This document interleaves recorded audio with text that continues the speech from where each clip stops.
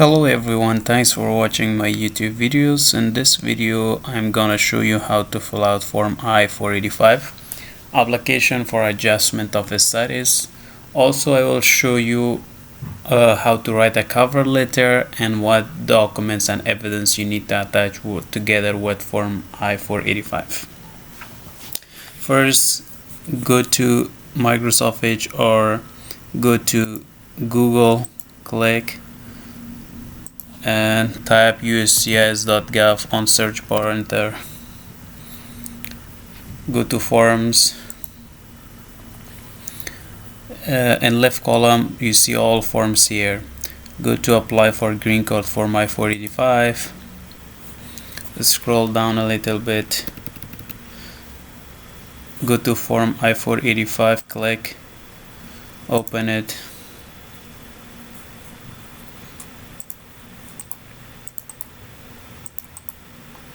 It's a little bit slow.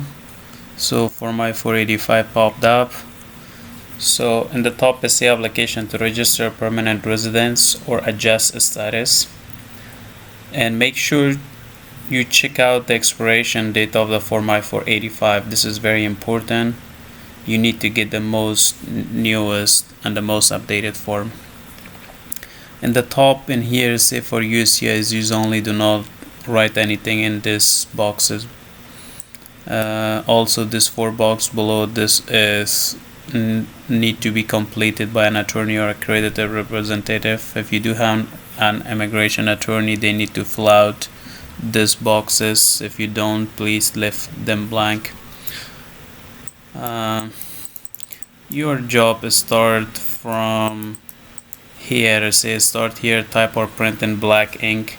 If you're typing it in computer, that's great, but if you want to fill it in handwriting, make sure to use a black pen and write it clearly. Also make sure to write your A number on top of each page. In part 1, information about you, start with your last name, first name, middle name. If you don't have a middle name, leave it blank. Go to the next part to say other name you have used since birth. If you have used any other name since birth, type it here. If you haven't, type none. Go to other information about you, your date of birth, your gender, and city or town of birth. Go to page 2, and here say part 1, information about you, the country of birth, the country of citizenship and nationality. Also type your alien registration number here on top of the page. If you do have a USCIS online account number, type your USCIS online account number in item 11. If you don't, leave it blank. If US Social Security Office issued your social security number, type your social security number in this box. Go to US mailing address, type your full name here and care of name, and type your street number and name. Is this address an apartment, a suite, a floor? Mine is an apartment. If you live in a suite, click the suite box and put the suite number. If you live in an apartment, click the apartment box and put your apartment number. City, type your state and your zip code.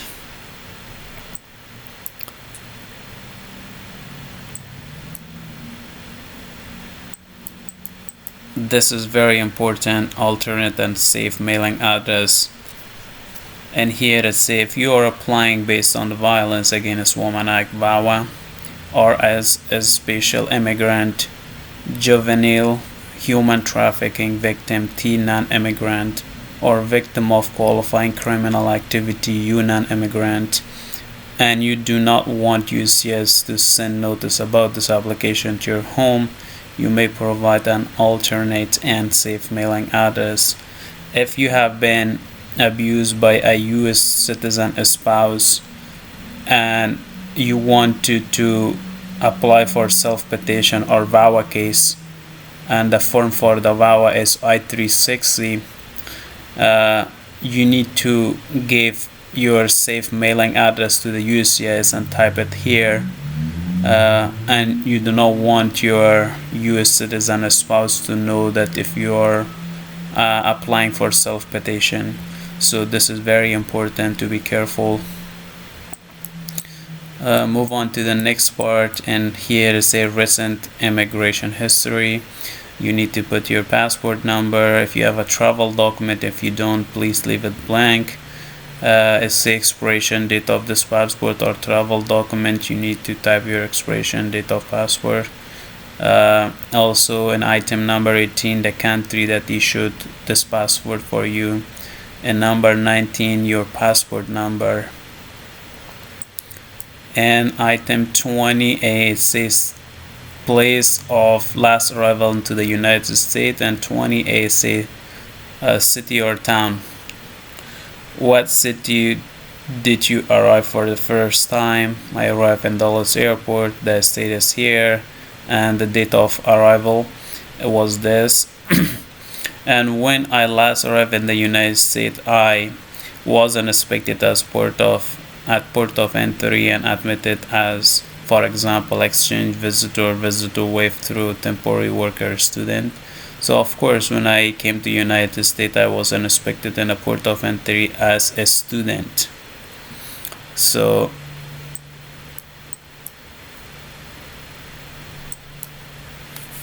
if you came to United States and you inspected in the port of entry as humanitarian parole or Cuban or parole, so you need to click this box.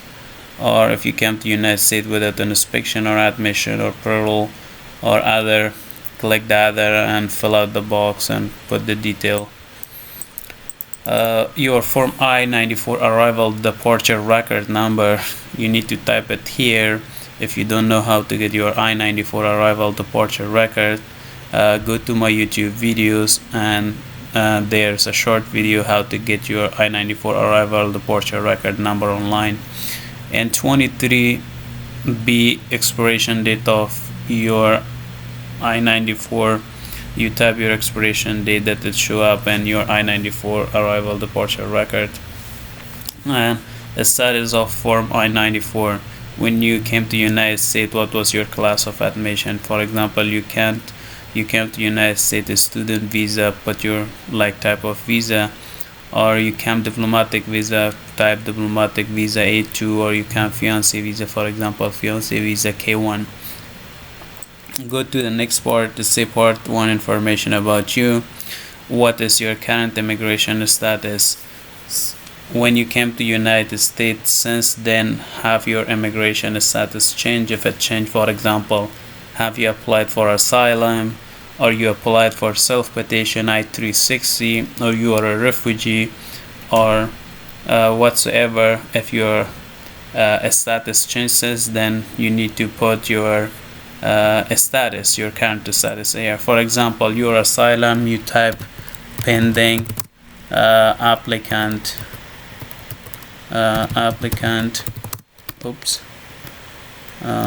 pending applicant. In the box you type form I-589, form I-589. This is an example. This is how you put your status and provide your name exactly. It does appear on your form I-94. Let's start with your last name, first name, middle name. Go to the next part, part 2, application type or filling category. So I'm filling this form I-485 as, are you a principal applicant or derivative applicant? Who is principal applicant? Somebody who is applying for form I-130. They are petitioning for their husband or for their wife. Somebody who has a self-petition application in the USCIS, for example, they have 360 and they are principal applicant. If you are a derivative applicant, means you have a US citizen spouse and they wanted to apply for you, they wanted to petition for you from I-130. So you are a derivative applicant and your wife is a principal applicant. Move on to the next part. It's a family based. the family basis box to be applies for me other relative of a US citizen or relative of a lawful permanent resident under the family based preference category for my 130. As I mentioned, my wife applied for my 130. She petitioned for me, and I'm a derivative applicant, so I'm going under this category. So I left all of them blank because it do not applies to me. A special program based on like certain public laws, no. Additional options, no. And also in here is if you answered yes to item number 9A, answer item number 9B to 9C. So in here 9A said the relative file associated form I-40 for you, or does a relative have a significant ownership interest 5% or more because of a filled I-40 for you. The relative must be your husband, wife, father, mother, child, adult, son, adult daughter, brother, or sister. So since it is not applying for me, my wife haven't filled form I-40, and I wanna leave all these guys blank. I do not need to write anything here. And here I say regardless of immigrant category you are adjusting under, do you hold vow self-petitioner status, human trafficking victim? So I already choose my category, it is I-130, so I do not read anything here. INA section 245, are you applying or adjusting based on the immigration nationality INA section 245? My answer is no. What is INA section 245? This section is discussing about the immigrant who came to the United States illegally, and they stayed in the United States illegally for a while, and they apply for adjustment of status.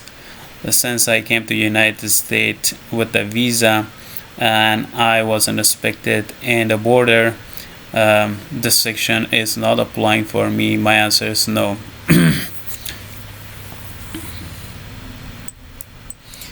Information about your immigration category is say if you are principal applicant, provide the following information. Say receipt number of underlying petition, priority date for underlying petition. So yeah, put your receipt number of I-797 here and the priority date if you have. If you don't have, leave them blank, do not write anything here. Again, like your A number should be on top of each page.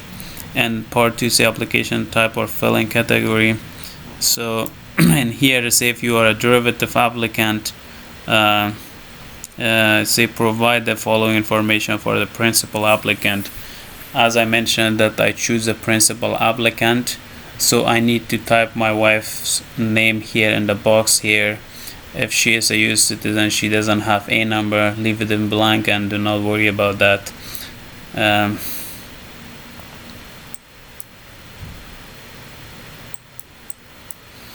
And here is a part 3 additional information about you. Have you ever applied for an immigrant visa to obtain permanent resident status at a US embassy or United States consulate abroad?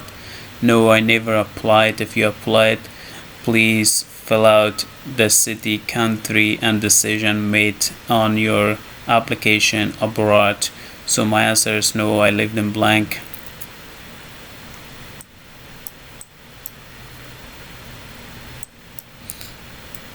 And in here it says address history. Provide physical address for everywhere you live in 5 years. So start with the current address and fill all this information here, and make sure to fill out your address for 5 years and physical address second.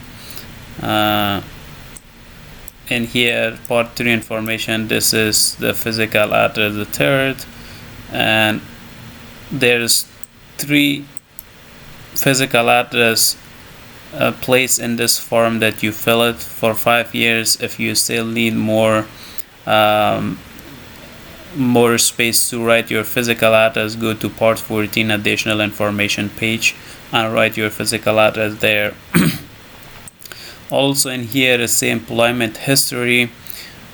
Provide your employment history for the last 5 years. Start with the most current one, and name of your employer and your employer information, address, phone number, and date you employed, start employment, and date you terminated. So let's go to the part 4, information about your parents. Information about your parent 1. Type your mother's name here, last name, given name, and middle name. If your mother's name different than the birth certificate, please type her name here. If her name haven't changed, please type none in the box. Most of people get married and their last name changed, so this is why they put like some extra boxes here that you can put their different name. So, and there's date of birth, gender, and city of birth, country of birth. Fill out all this information. Go to the parent 2, and here to say also type your father's last name, first name, and middle name. If your father's name changed, put the different here. If haven't changed, type none. None. So, and your father's date of birth, the gender, city or town. Also a number on top of each page. Part 5, information about your marital history. Are you married? Are you single, divorced, marriage annulled, or legally separated? You gotta choose the right box. So I'm married. And item number 2 is say if you are married, is your spouse in U.S. Armed Force? No. My spouse is not in U.S. Armed Force. How many times have you been married? I've been married only 1 time. If you've been married several times, please type number of times that you've been married. Information about your current marriage. If you're currently married, provide the following information about your current spouse.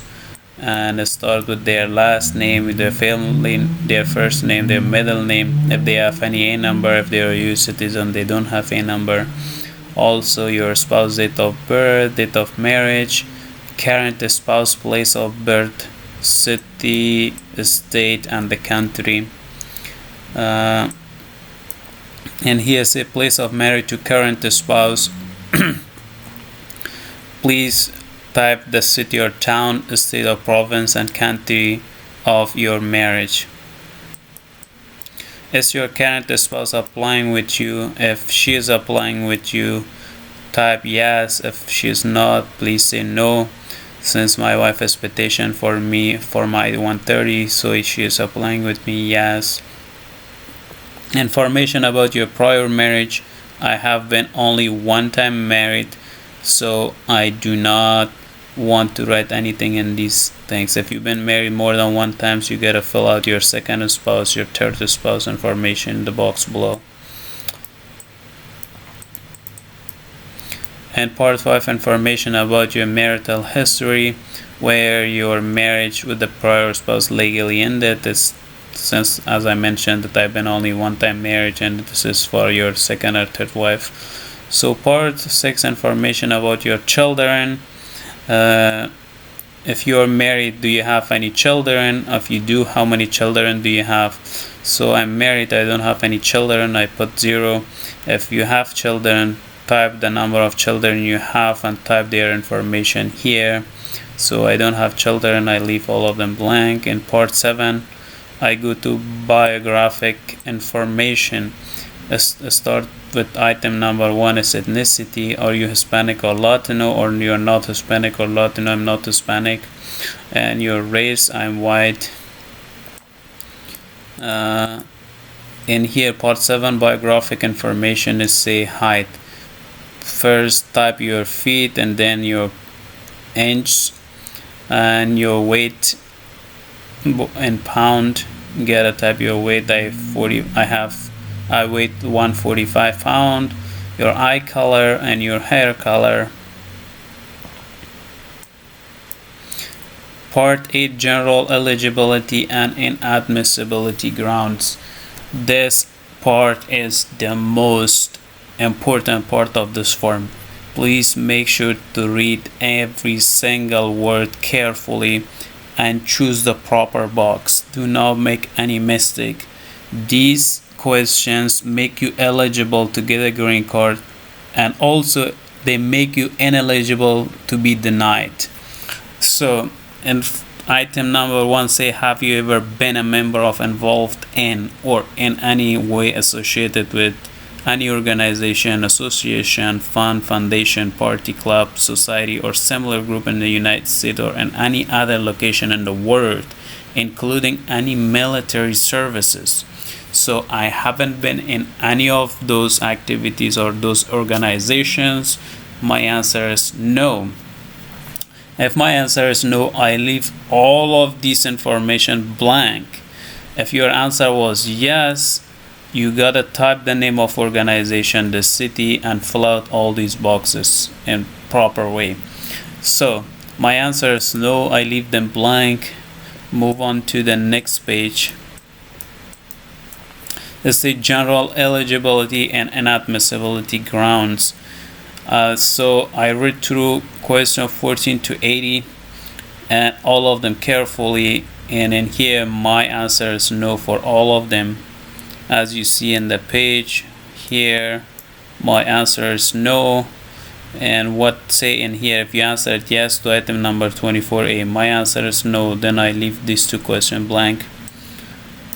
And in criminal acts and violation, I never been involved in any criminals and violations, so my answer is no to all of these questions. And move on to the next page. Is say part 8, general eligibility and inadmissibility. So my answer is no. If you performed or accomplished any of those activities, please say yes and go to part 14, additional information page, which is the last page of the form I-485. Write the details. So my answer is no to all these questions.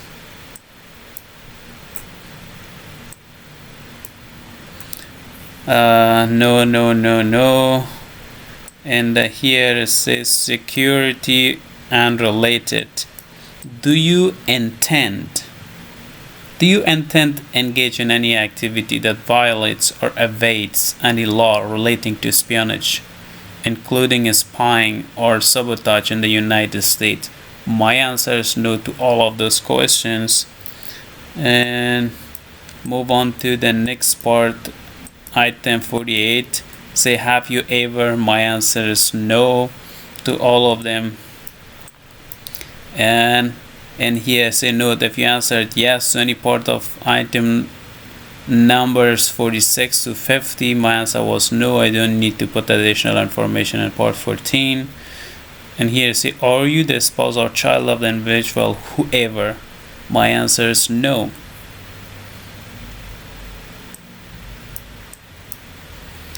So my answer is no to all those questions. And here say, if you answered yes to any part, no, I haven't answered yes. Also no for all these questions below. And part 8, general eligibility and admissibility grounds, continue.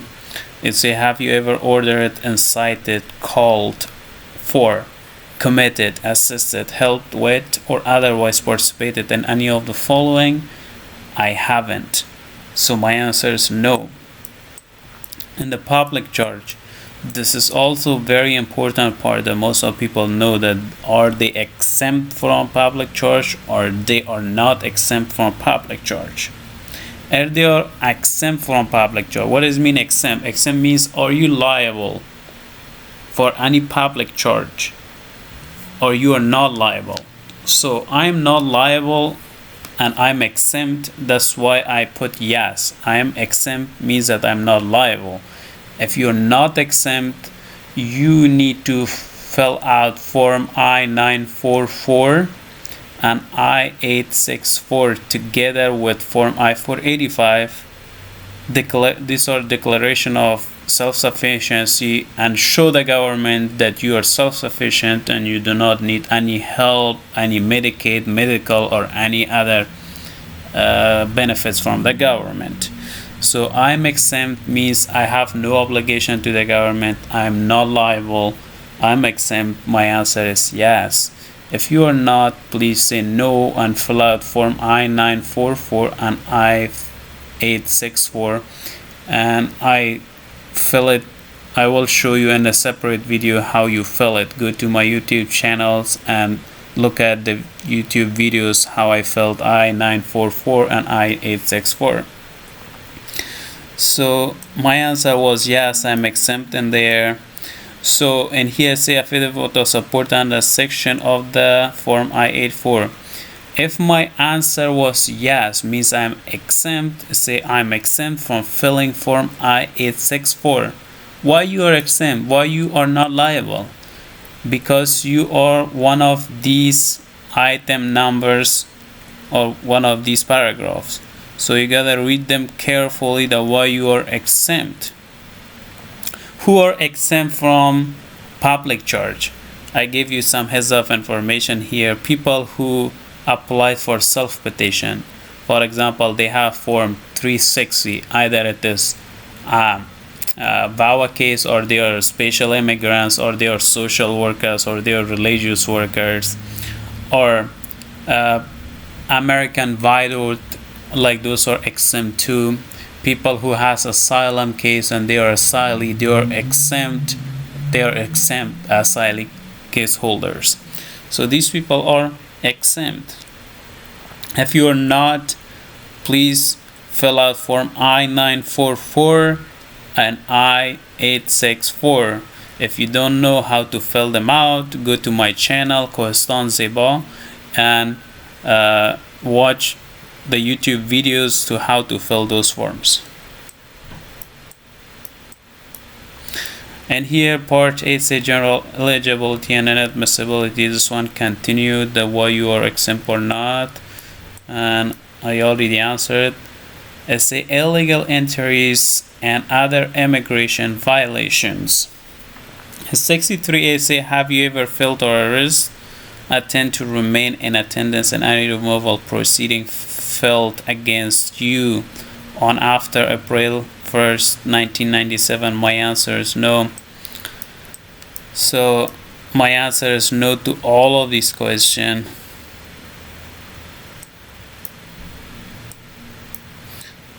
And go to removal, unlawful presence, or illegal re-entry after previous immigration violations. These are not applying for me. My answer is no. Go to the next page, and this page is still say since April 1997 have you ever re-entered to attempt re-enter the United States? My answer is no to these questions. Miscellaneous conduct questions, so my answer is no to them too. Go to the next part. Number 80 say have you ever left or remained outside of the United States? My answer is no. And number 80B, if your answer to 90, number 80A is yes. If you answered this one yes, what was your nationality and immigration status immediately before you left? You gotta write your nationality and immigration status here. And part 9 is the accommodation for individual with disabilities. Are you disabled? Are you not able to work in the United States? Read this part very carefully. If you are requesting any accommodation or any benefits or something like that from the US government, say yes and say why you are requesting accommodation. If you have any deaf hearing problem, or if you have another problem, for example, so you can request accommodation. I'm not needy for any accommodation, and I'm completely able to perform any employers or jobs, so I don't have any disabilities. My answer is no here. If your answer was yes, read all these items and click the right box for you. In part same, say applicant statement, contract information, certification, signature. Note, read the penalties section of the Form I-485. In instruction, before completing this part, you must file Form I-485 while in the United States. While you are in the United States, you need to file Form I-485. So, in part 10, say applicant statements. And your statements, for example, I filled this for my own self. I can read and write English. I understand every single question of this form. I click this box, and when I click that box, I go to put my phone number, my mobile telephone number, my email address. I sign it and date it. I'm all done. What else left with this form to be attached? All the evidence that need to be attached with Form I-485. Before I go to the evidence and the cover letter, I'm gonna show you what is part 14, additional information. The last page of this form is part 14, additional information. So here, to say part 14, additional information, your last name, first name, middle name, and a number. So if you answered yes to any of those eligibility or inadmissibility question, so you need to explain it in these boxes in order that why you answered yes, and explain everything in detail. Type the page number that you answered yes, the part number, and the item number. Item numbers, or these are the item numbers, and the part numbers, and also the page number. You gotta like type the page number, item number, part number, and explain it. So this was the end of like Form I-485, and I'm gonna go ahead and show you how I prepared my cover letter and what evidence you need to write down in your cover letter, and how you prepared your cover letter to attach together with your Form I-485. So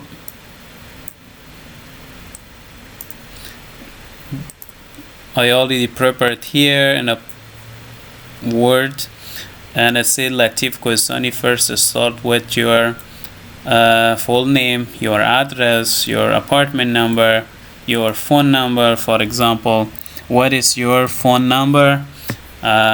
Attention, where you want to like send this form. USCIS, for example, address of USCIS that you send your form. You want to send it to Chicago lockbox, you gotta Google it, find out the Chicago lockbox address, or you want to send it in Phoenix, Arizona, or any other offices. Please make sure to write attention and what is the address. And here type application for adjustment of status, Form I-485.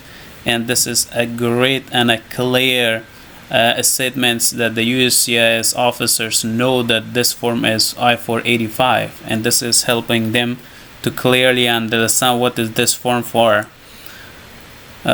So in the attachments and evidence, you need a copy of your Form I-485, 2 passport style photos, $1,225 personal paycheck for filling fees, the copy of my passport, biographic page, or if you have your full passport, please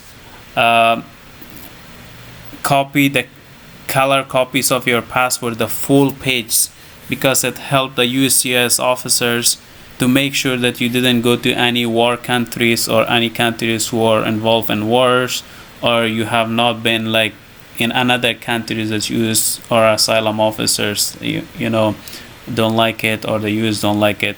So make sure to copy the full page of your passport in color and attach it to your form if you can. That's a great idea. Also the copy of your birth certificate, and it is English translated copy. If your birth certificate is in another language, you need to translate it in English too, and copy your own main language, or your birth certificate in your main language and your birth certificate in English translated copy. copy of your Form I-94 arrival and departure, copy of Form I-797 if you receive any I-797, notes of action from USCIS. For example, you applied for VAWA I-360 and your VAWA case approved, and now you wanted to apply for adjustment of status. Please attach the copy of I-797 that the USCIS or immigration officer know that you are adjusting your status based on your VAWA case. Copy of your marriage certificate, marriage photos if you do have any marriage photos, affidavit of support, the forms that I told you, I-944 and I-864. You need to attach affidavit of support to shows your self-sufficiency, your employment, and also if you are exempt or you are not liable for any public charge, please do not write affidavit of support here, and you can omit it. For attachments, make sure to check out what documents you need. For example, people has VAWA case, they need some sort of evidence and attachment. For people who has I-3, I-130 or their wife petition for them, they need another sort of evidence and attachment. So make sure that what attachments you need to attach with your Form I-485 and send it to the USCIS address. Thanks for watching my YouTube videos. Please subscribe my channel for more videos.